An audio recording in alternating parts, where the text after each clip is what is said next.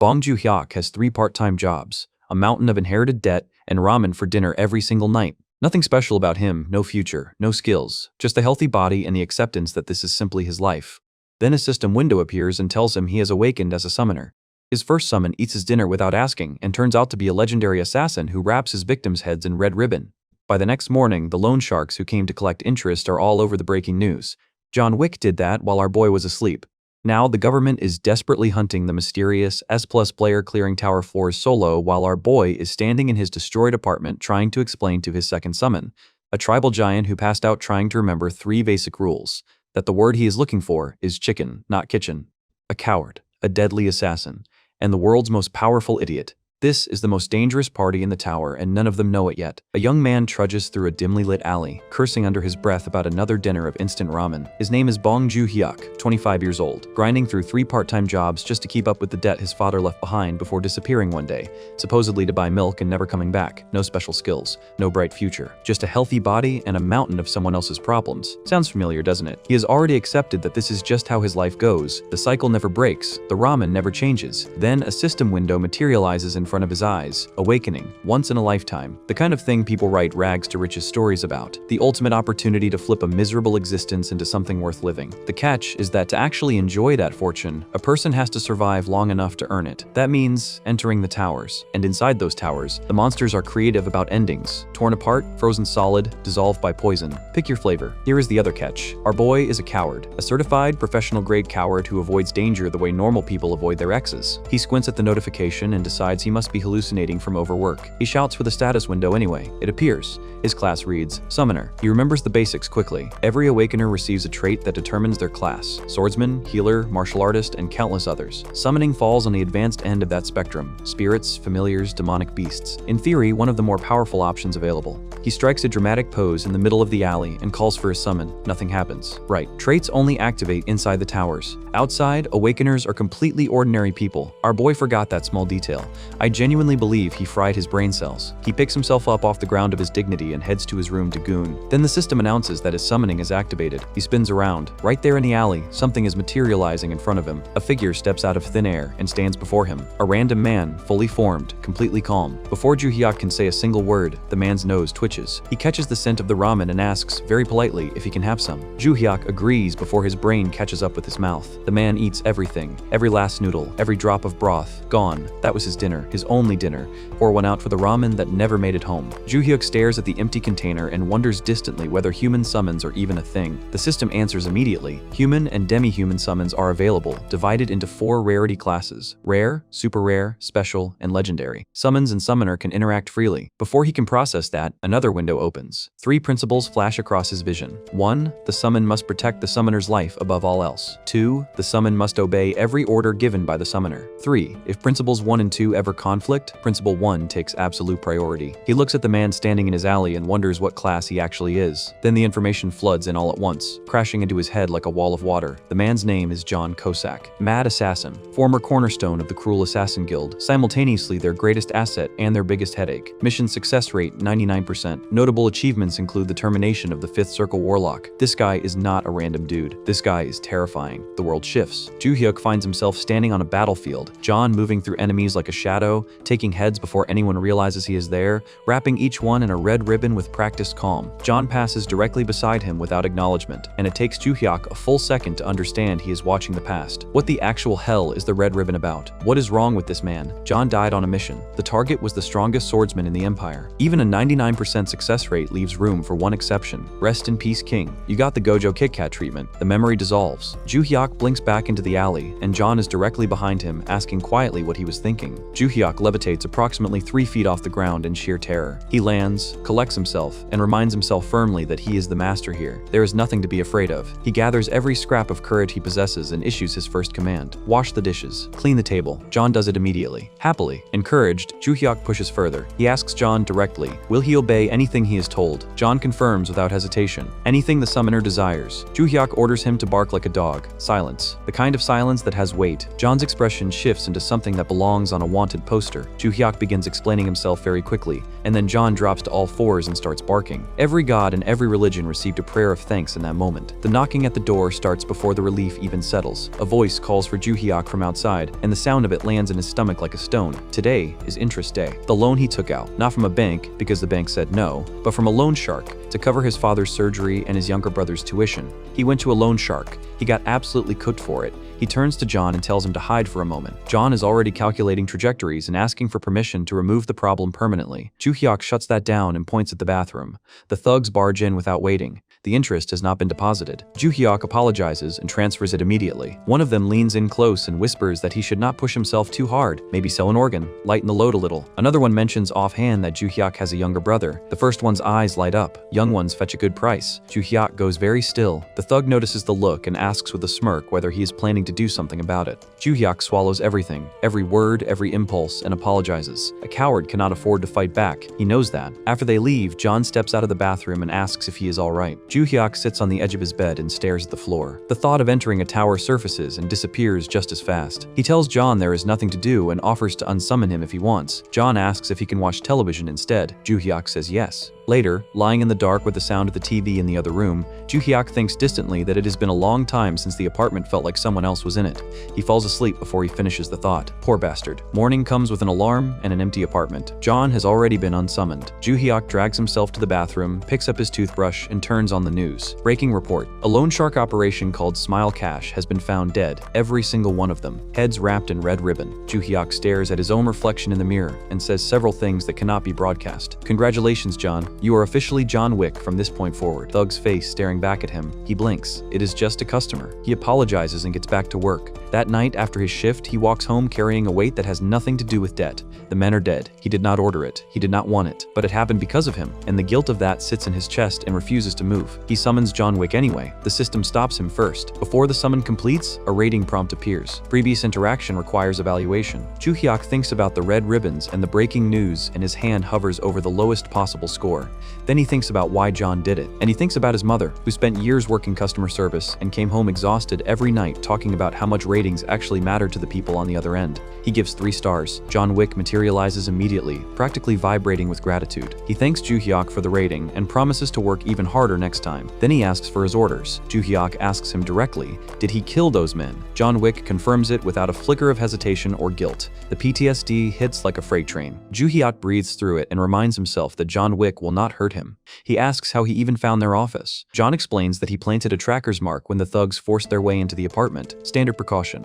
Ju Hyuk asks why he went that far. John's answer is simple. They represented a threat to the summoner's life. Under the third principle, eliminating that threat superseded the order to hide in the bathroom. This man planted a tracker on loan sharks during a debt collection visit. Casual Tuesday for John Wick. Ju Hyuk calls it psychotic and means it. He runs the scenario in his head, walking down a crowded street with John Wick, accidentally bumping into someone, and finding a red ribbon situation within the hour. He tells John Wick plainly that killing people does not solve problems, it creates worse ones. Unless a knife is literally at his throat, restraint is the expectation from now on. John Wick agrees immediately. Then John Wick asks whether Ju Hyuk has given any thought to climbing the tower. The fist clenches without thinking. The tower has not crossed his mind as a real option. Not once. The fear does not allow it to get that far. He admits out loud, quietly, that he is a coward. John Wick stops him. He tells Ju Hyuk he is the greatest summoner he has encountered across every master he has served. He adds that prioritizing safety is not cowardice, it is intelligence. Then he ruins the compliment slightly by admitting that his real concern is that if Ju Hyuk dies from something stupid, he cannot be summoned again. He would like Ju Hyuk to live a long, comfortable life.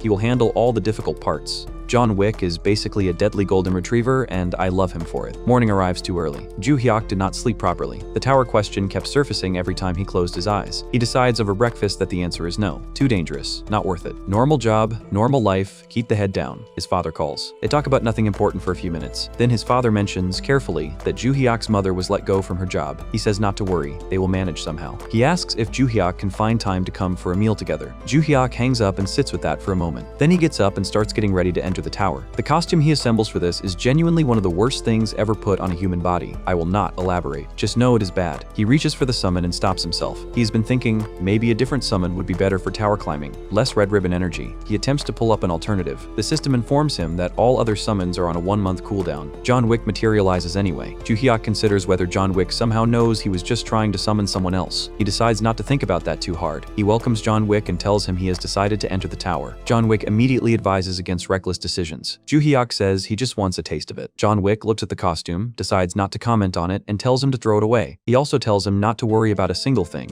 Everything will be handled. The system asks if he wishes to enter the tower. Joo-hyuk confirms. The floor disappears. The inside of the tower greets Bong Joo-hyuk by making him throw up immediately. Motion sickness from the entry drop. He recovers, wipes his mouth, and they start moving. The system activates the moment they step forward. Physical stats enhanced, combat skills and traits now available. A mission appears. Eliminate 5 fat grubs within the time limit. Failure results in death. John Wick locates the grubs almost immediately. They are exactly as disgusting as the name suggests. I am not describing them further. Joo-hyuk recalls that the first floor is essentially a training ground. These monsters exist to test basic combat instincts. Most hunters take around 30 minutes to work through them given how tough their exterior is. He is a hunter now too. He should probably contribute. He heads toward the nearest one with purpose. He forgot his weapon. He turns to ask John Wick for something to use. The grub in front of him stands up. It moves toward him. It appears to be attempting to make contact with his face. He calls for John Wick at a volume that probably echoed through several floors. John Wick is already moving. The distance closes in an instant. A single strike lands and the grub folds. Without pausing, John Wick launches himself at the remaining 4,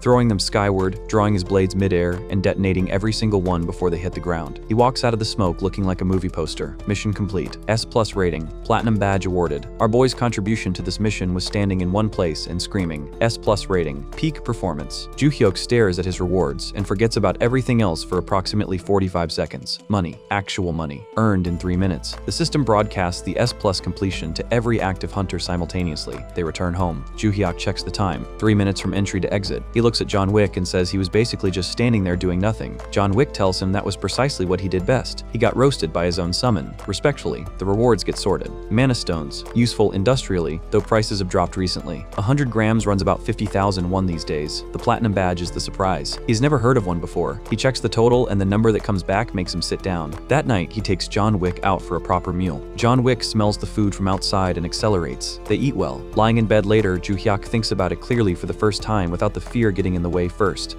Tower rating with John Wick is manageable. Maybe more than manageable. He starts building a schedule. Part-time work, meals, tower raids, sleep, everything mapped out. The next morning he calls for John Wick, who thanks him immediately for the 5-star rating.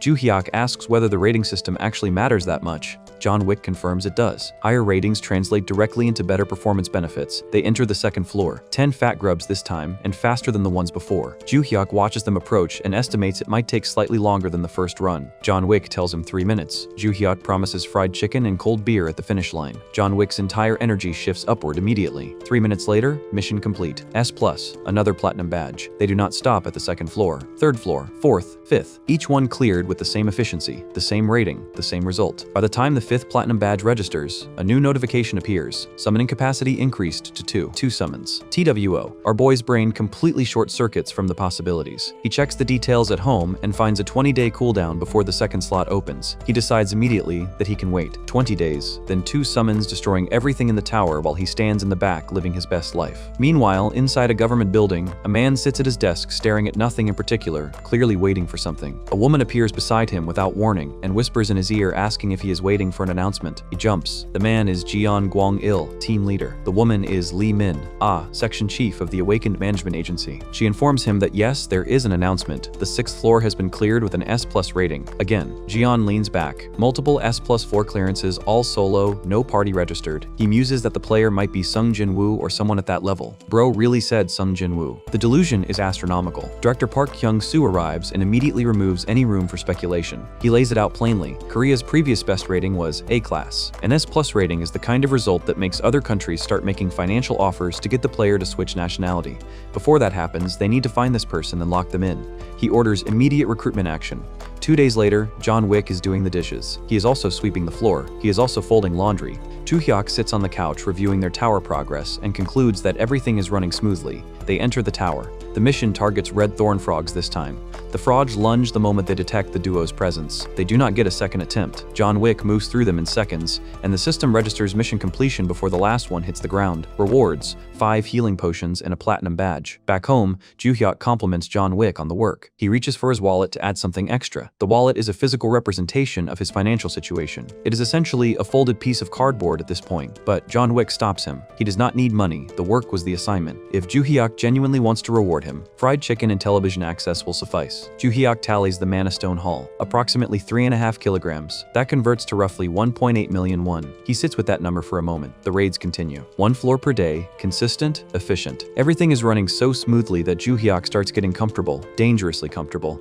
The kind of comfortable that makes a person forget that John Wick quietly handled 3 people not long ago. He is out here living his best life, and his summon has a confirmed body count. The cognitive dissonance is impressive. The system then delivers a small gift. John Wick's work hours have been extended by 1 hour due to his excellent raiding performance. Joo-hyuk summons him with the update and tells him to get ready for the next raid. The moment they step through, the stat enhancement activates, and the surge of power that runs through Joo-hyuk's body is something else entirely. Every muscle feels like it has been upgraded overnight. He feels unstoppable. He feels like a wild horse. He tells John Wick that he is going to start contributing to the fights from now on. John Wick says that is dangerous and unnecessary. The tower raid alone is already sufficient for his growth. Joo-hyuk says he cannot help it. He's a wild horse right now. John Wick looks at him with the patience of someone who has seen many things. Then the giant mantis appears. The wild horse mode deactivates instantly. Joo-hyuk calls for John Wick at the standard volume. John Wick dispatches the mantis efficiently, and the system rewards them with 5 kilograms of mana stones and a new privilege notification for collecting 10 platinum badges. The privilege: copy 1 skill from John Wick. John Wick recommends Shadow Step without pausing to consider other options. Joo-hyuk asks why that one specifically. John Wick explains, in any situation where something goes wrong and John Wick himself is incapacitated,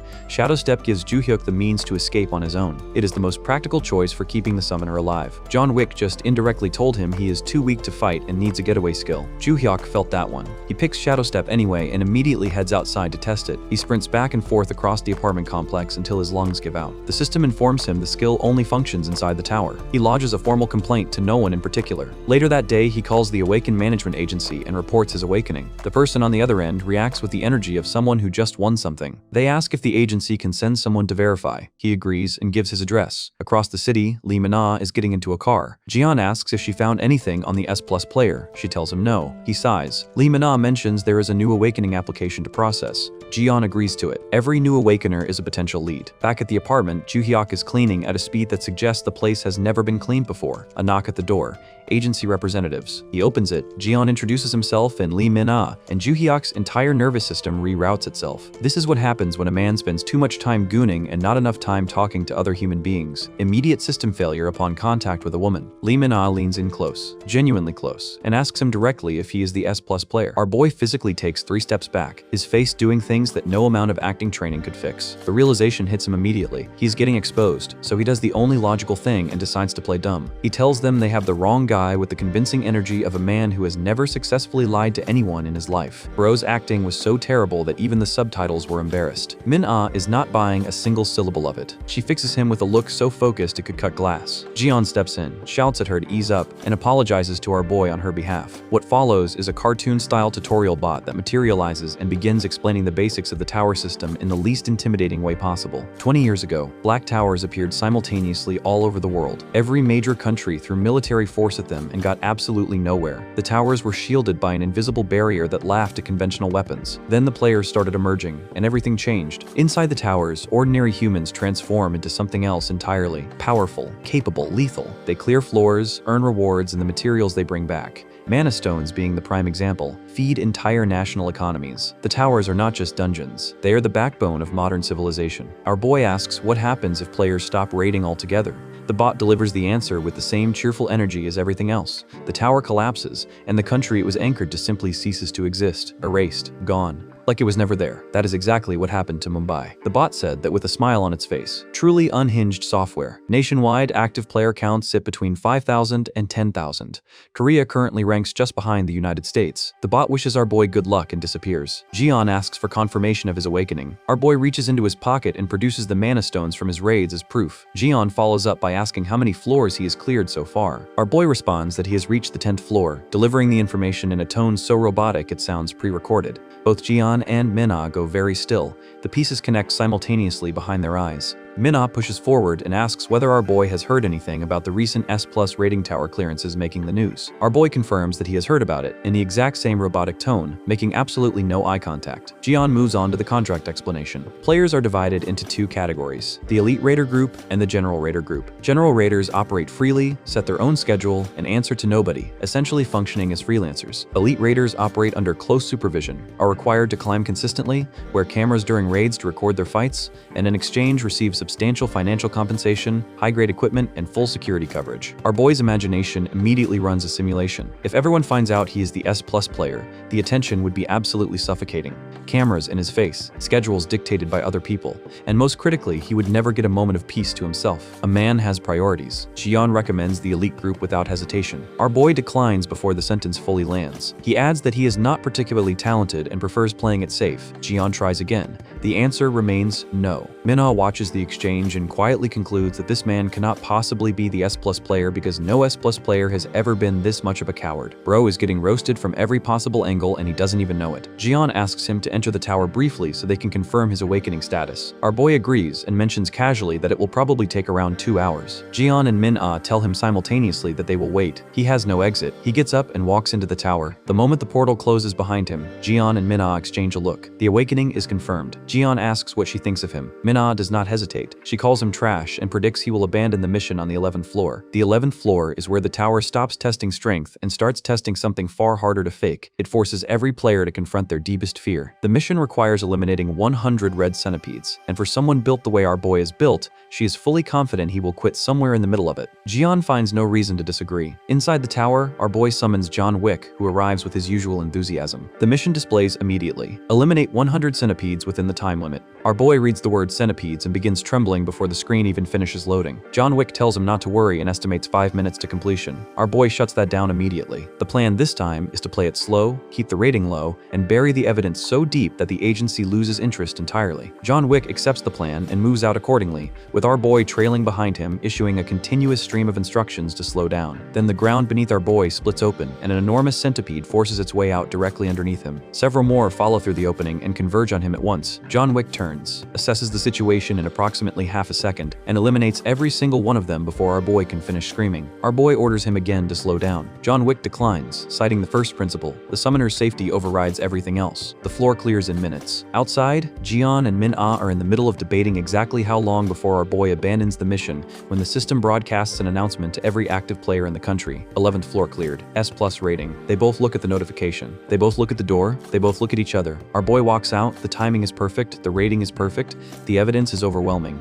Both of them arrive at the same conclusion at the same moment. Our boy looks at them, reads their expressions, and his mind immediately goes somewhere very dark. They have figured it out. Both of them. Which means both of them need to be removed from the situation permanently. John Wick materializes silently behind him, already reading the room, waiting for the word. John Wick moves, and then our boy jolts back into reality, blinking hard. Relax, homies. Nothing happened. That was just our boy's coward brain running worst-case scenarios because a giant centipede nearly gave him a heart attack 2 minutes ago. John Wick did not actually decapitate 2 government employees. Probably. Jian calls out and asks if he is alright. Our boy collects himself and confirms that he is fine. Jian tries the elite contract pitch again. Our boy immediately starts talking around it, suggesting the S+ rating might be a system error and that the agency has almost certainly mistaken him for someone else. Jian responds by producing the ultra elite contract and sliding it across the table. The terms of this contract are so absurdly favorable that the player essentially operates above standard legal jurisdiction. It is the kind of offer that gets extended to maybe 3 people per generation. Before Jian can finish listing the additional benefits,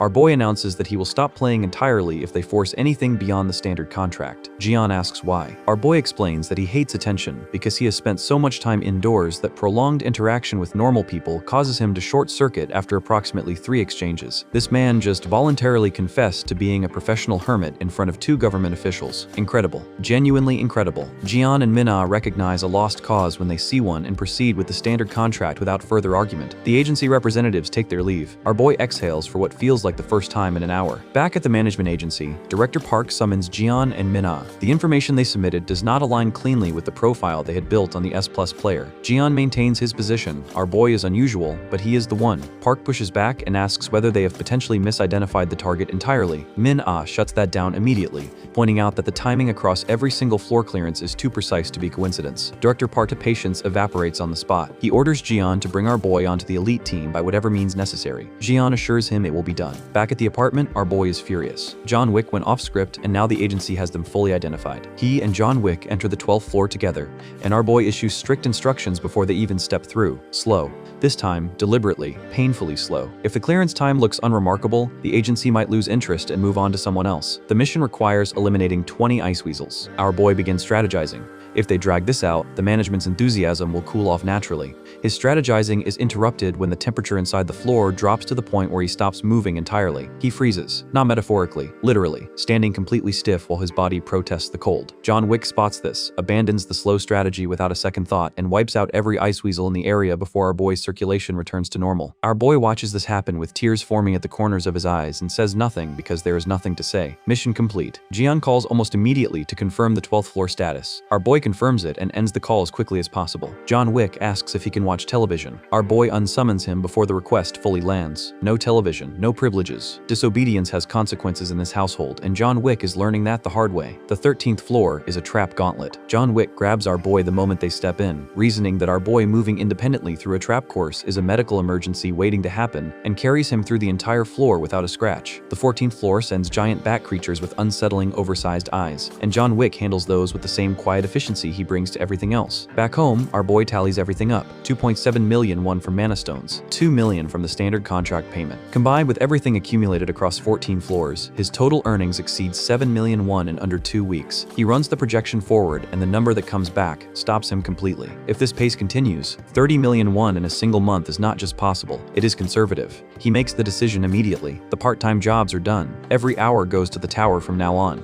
From 3 jobs and instant ramen to 30 million a month. The glow-up is absolutely unhinged. The next morning, he summons John Wick, who drops to one knee and thanks him for the rating before anything else. Our boy tells him the strategy is changing. The agency has already figured everything out, so there is no longer any reason to hold back. Full effort from this point forward. Maximum rating, maximum rewards. John Wick stands, adjusts his posture slightly, and asks if he is ready. Our boy went from hiding his identity and begging John Wick to go slower to saying, forget it, let's get greedy. Character development at its finest. Honestly though, same. Every single one of you would do the exact same thing. Do not even pretend otherwise. Inside the tower, the 15th floor mission requires eliminating 20 goblin warriors. These are not the standard low-intelligence cannon fodder that the earlier floors threw at them. These goblins coordinate, communicate, and think. The kind of tactical awareness that belongs in a military briefing, not a dungeon floor. If you have seen Goblin Slayer, you already know exactly the kind of nightmare this is. My condolences. John Wick immediately identifies the critical variable. If even one goblin escapes the engagement, it will return with a full horde, and the mission parameters will become significantly more complicated. He instructs our boy to stay back and activates sheath mode, moving through the shadows with a silence that makes the floor feel emptier than it actually is. One by one, the goblins disappear without any of the others noticing,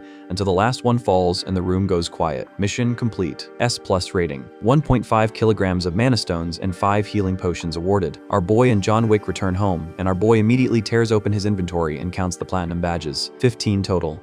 The system activates the moment the count registers. A new perk is incoming, and our boy is practically vibrating. The perk materializes as a bracelet. It generates an energy shield calibrated to the user's current level, absorbs incoming damage automatically, and resets on a 5-hour cooldown. Our boy straps it on, and a layer of blue energy wraps around him like a second skin. Then the merchant side of his brain activates. He runs a rough market estimate on the bracelet. The figure he arrives at sits somewhere above 3 billion won, enough to walk away from the tower entirely, invest the money, and live comfortably for the rest of his natural life without ever setting foot inside another dungeon. He looks at the bracelet. He looks at the ceiling. He thinks about it for approximately 4 seconds. He's absolutely never selling it. Not a chance. The higher the floor, the better the rewards, and our boy has tasted what those rewards look like. There is no going back from this. He asks John Wick directly whether they can clear the 16th floor right now with an S+ rating. John Wick confirms confirms the clearance is achievable but cannot guarantee the rating. The dream cracks slightly. Our boy connects the dots. His own stats are holding the performance ceiling down. He needs to level up before pushing forward, which means the 16th floor goes on pause. Meanwhile, at the agency, Director Park is losing patience.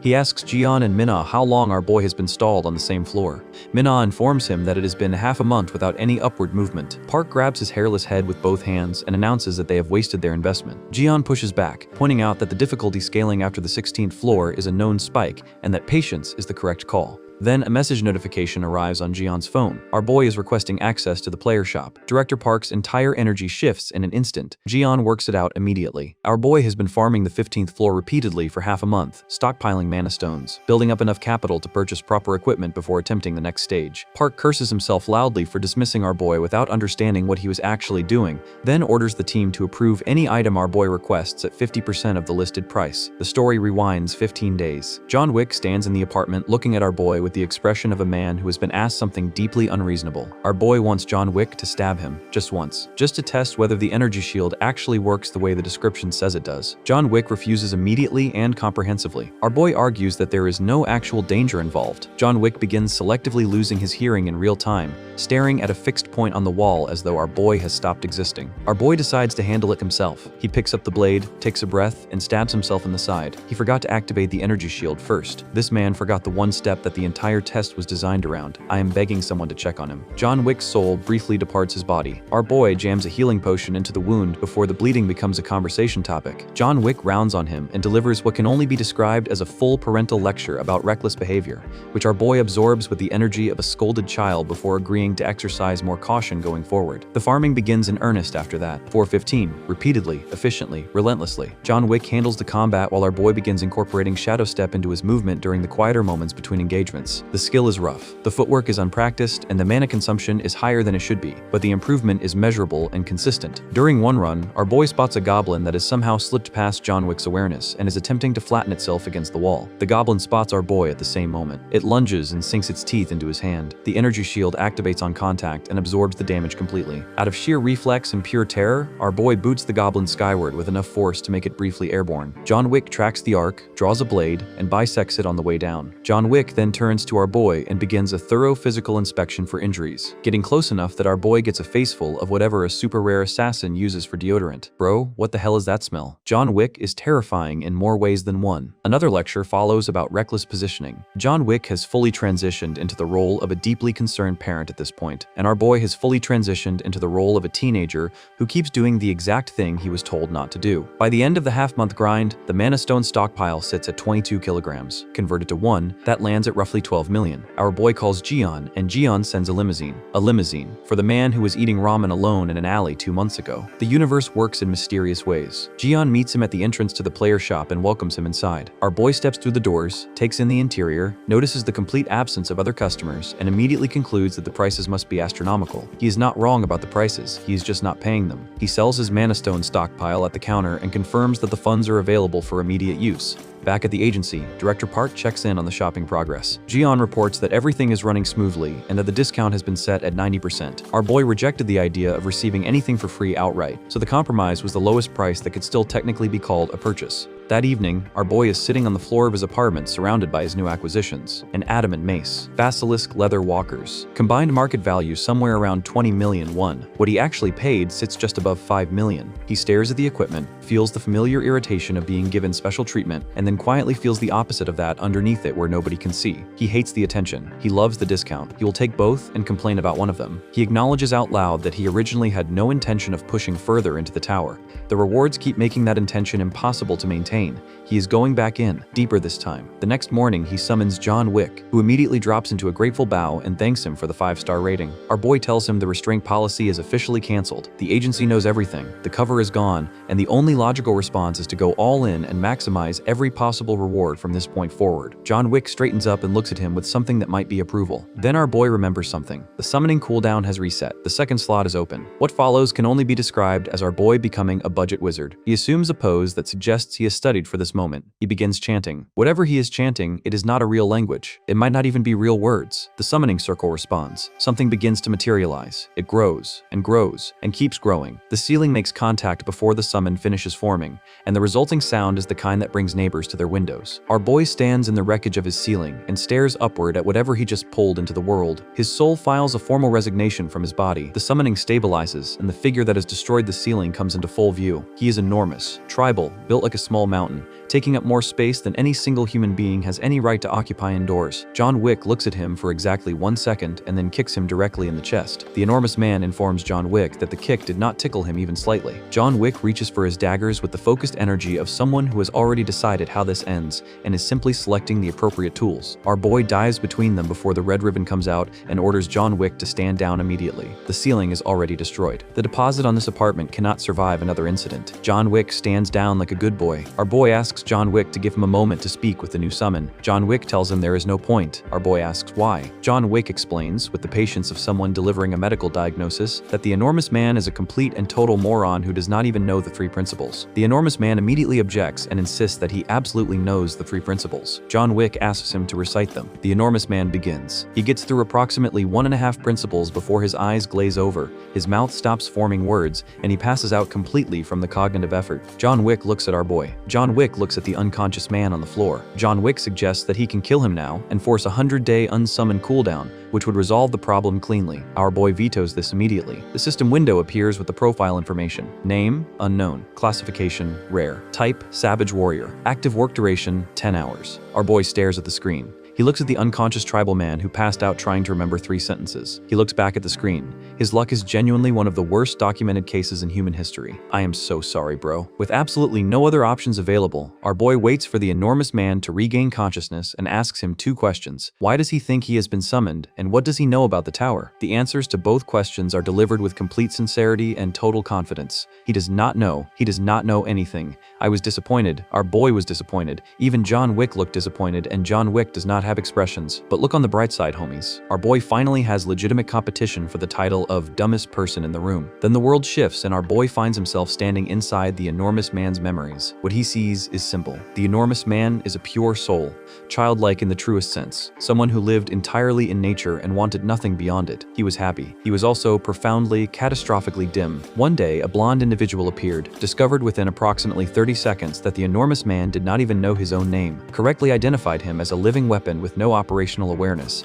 and deployed him as a meat shield against a powerful monster. The enormous man fought with everything he had. He went down swinging. He died having never understood what he was being used for. Our boy comes back from the memory and looks at the enormous man sitting on the floor of his destroyed apartment, waiting patiently for someone to tell him what to do next. He sees himself in there somewhere. The debt, the 3 jobs, being used and overlooked and underestimated by everyone who thought they had him figured out. He welcomes him to the team. He offers 2 name options and lands on Gobang. The enormous man receives the name like it is the greatest gift anyone has ever given him. Our boy asks if Gobang trusts him. Gobang says yes without a moment of hesitation. Our boy turns to John Wick and asks if he is ready to climb the tower as a team of 3. John Wick is very clearly experiencing a full internal crisis and is managing it behind a completely neutral expression. The jealousy is radiating off him like a space heater. John Wick did not sign up to share screen time with a tribal man who cannot count to 3. Then something clicks in John Wick's mind. He looks at Gobang. He looks at the tower portal. He looks at our boy. The tactical application becomes obvious. Gobang is a rare class meat shield with 10 hours of active time and the structural integrity of a small building. John Wick agrees to the arrangement immediately and starts preparing to move. These 2 just decided to use Gobang as a meat shield again. Knowing his entire backstory, having just watched his memory, they did not even hesitate. Absolutely ruthless. A Gobang stands up and announces that he is ready. John Wick immediately tells him to stop copying him and kicks him in the shin for good measure. Gobang does not appear to notice. All 3 of them enter the tower. The 16th floor mission displays immediately. Eliminate 30 goblin warriors within the time limit. The team advances in formation, scanning the terrain. The goblins, however, are already in position. A goblin perched high in a tree draws back and fires a poison arrow directly at our boy. John Wick plucks it out of the air without looking. The remaining goblins take the shot as their signal and converge from every direction simultaneously. John Wick orders our boy to get behind cover and holds the front line as the engagement erupts into chaos. Our boy watches the situation deteriorate rapidly and turns to Gobang with an order, do something. Gobang receives the order, shifts his expression into something serious for what appears to be the first time in his existence, and jumps. John Wick, mid-combat, registers an enormous shadow passing over him and looks up. up. He has approximately 1 second to process what is happening before Gobang comes down. The impact is devastating. The ground shatters outward in every direction. John Wick gets launched sideways through the air like a piece of paper caught in a gust, and hits the tree line while calling Gobang several things that cannot be broadcast on a family-friendly channel. The goblins freeze, every single one of them. The battlefield has gone from a coordinated ambush to a one-sided problem in the span of about 2 seconds. The goblins recover their nerve and open fire with arrows. The arrows hit Gobang. Gobang does not acknowledge the arrows. The goblins shoot more arrows. Gobang continues to not acknowledge them. Then Gobang charges into the entire pack at once, and the 16th floor is effectively over before anyone fully processes that it started. The goblins came in with a coordinated ambush strategy and left in pieces. Rest in peace to their preparation. Afterwards, Gobang sits on the ground consuming fried chicken with the focused dedication of someone who has never experienced anything better in his life. Our boy compliments his performance genuinely. John Wick stands nearby, radiating a very specific energy, the energy of someone watching their person give attention to someone else and calculating how long before they can reasonably throw a punch about it. Gobang looks at our boy and, with complete sincerity, tells him he is a good person and that he would give his life for him. Then he adds that as long as our boy provides him with kitchen, he will follow him anywhere. Our boy agrees that food is absolutely on the table as a reward for good performance. John Wick processes the word kitchen for approximately 1 second, then sucker punches Gobang directly in the face and informs him through gritted teeth that the word he is looking for is chicken, not kitchen. Chicken. Our boy rounds on John Wick and begins a lecture about manners and basic decency that would make a disappointed parent proud. And then our boy proceeded to completely forget every single thing John Wick has done and call him a bastard. The audacity, the hypocrisy, the absolute nerve. We love him for it. The next morning, all three of them enter the 17th floor. The stat enhancement activates the moment they step through, and our boy feels the surge run through his body from his feet to his fingertips. His muscles feel different. His posture straightens on its own. The wild horse energy is creeping back in, and it is telling him things. Specifically, that he should be fighting this time. He announces to John Wick and Gobang that he will be participating in combat today. Both of them tell him to stay where he is. At the exact same time, in the exact same tone, Gobang has known our boy for approximately 12 hours and is already telling him to sit down and stay out of the way. The man learned fast. The roast came from inside the team, and it hit harder than anything the goblins could throw. The mission requires eliminating 30 warrior goblins. Our boy has done his research. He found a documented counter strategy online that recommends retreating to a safe position upon first contact, waiting for the goblin formation to naturally fracture, then eliminating each subgroup individually until the mission clears. It is a methodical approach. It is tactically sound. Many experienced hunters have used it successfully. Our boy looks at Gobang. He tells Gobang to charge directly into all of them at once. Gobang charges. The 30 warrior goblins, with all their tactical coordination and strategic positioning, encounter Gobang. The poor bastards never stood a chance. And that's a wrap, homies. Hope you enjoyed the ride. Drop your thoughts below and hit subscribe for more spicy recaps. Till next time, sayonara.